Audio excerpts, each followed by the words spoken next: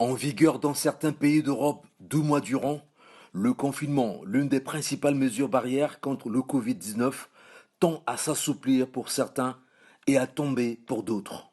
Mais ni le répit, ni la trêve n'a effacé le souvenir des effets de la mesure gravée à jamais dans le subconscient collectif des citoyens, tant la mesure a sérieusement bousculé les habitudes. Dans la vie de couple, la mesure fait l'affaire de certaines femmes congolaises, mariées bien évidemment, qui y voient un moyen sûr pour raffermir et ressouder les liens de mariage quelque peu émoussés par l'usure du temps. On en profite au maximum avec mon mari et ça rapproche aussi des couples, ça rapproche des parents et des enfants. Je vis beaucoup de bonheur en cette période de confinement.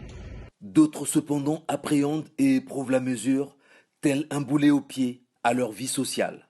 Nous vivons la crise sanitaire liée à la pandémie de coronavirus au même rythme que tous les citoyens italiens et toutes les communautés étrangères présentes sur le territoire italien. Et cela depuis mars 2020, date à laquelle nous avons été confinés. Cette crise a aussi impacté dans mon quotidien en me freinant de me déplacer d'une zone à une autre et aussi dans mes activités professionnelles puisque je ne travaille plus jusqu'à ce que le confinement soit levé.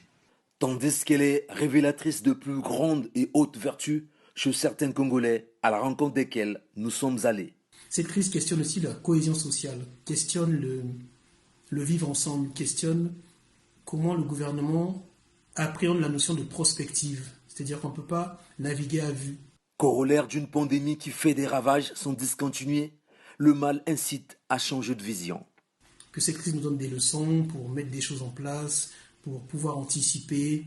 Je ne dis pas qu'on aurait pu anticiper celle-là, mais effectivement, se servir de ça. Il y a un terreau favorable pour changer de paradigme, pour penser par nous-mêmes. Je pense à la manière de soigner, je pense à valoriser notre médecine traditionnelle de manière sérieuse et scientifique.